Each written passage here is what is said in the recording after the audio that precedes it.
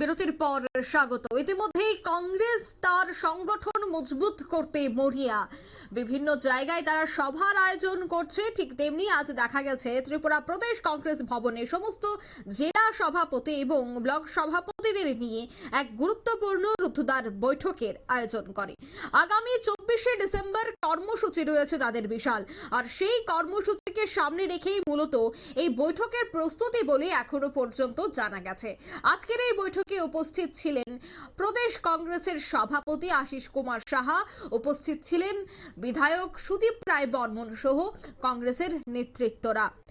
আজকের এই বৈঠকের মূল উদ্দেশ্য ছিল 24 তারিখ ডিসেম্বরে তাদের যে কর্মসূচি রয়েছে সেই কর্মসূচির বাস্তবায়ন ঘটানোর জন্যই এই বৈঠক। কিভাবে কাজ হবে এবং কিভাবে সেই কর্মসূচির আয়োজন করা হবে সে বিষয়ে কি বলছেন প্রদেশ কংগ্রেস সভাপতি আশিস কুমার সাহা, শোনাচ্ছি।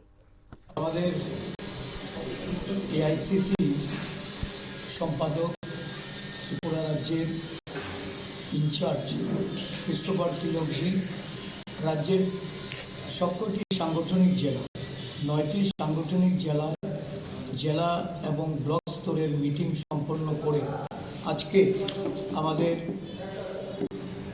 সমস্ত জেলা সভাপতি এবং ব্লক সভাপতিদের নিয়ে উনি এক সভা আহ্বান করেছেন।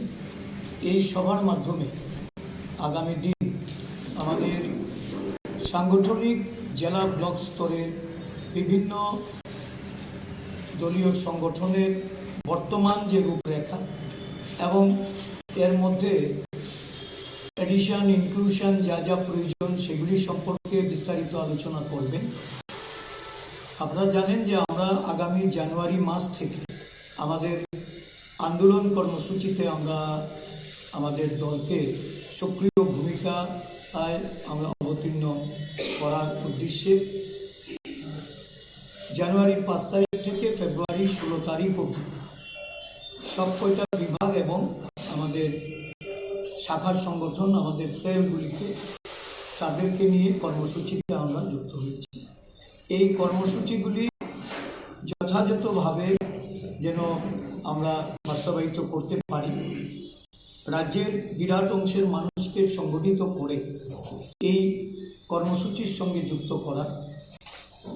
ভারতবর্ষে একটা অরাজক পরিস্থিতি তৈরি হয়েছে, বিশেষ করে একদিক থেকে যেমন আপনারা শুনলেন প্রদেশ কংগ্রেস সভাপতির বক্তব্য। আগরতলা কংগ্রেস ভবনে এই বৈঠকের আয়োজন করা হয়েছে, সাংগঠনিক বৈঠক, যেখানে আগামী দিনের কর্মসূচি এবং 24 তারিখে কংগ্রেসের যে রাজ্যভিত্তিক কর্মসূচি রয়েছে সেই কর্মসূচির বাস্তবায়নেই মূলত এই আলোচনা। নিয়ে নিয়েছি এই মুহূর্তে ছোট্ট একটি বিজ্ঞাপন বিরতি, সঙ্গে থাকুন।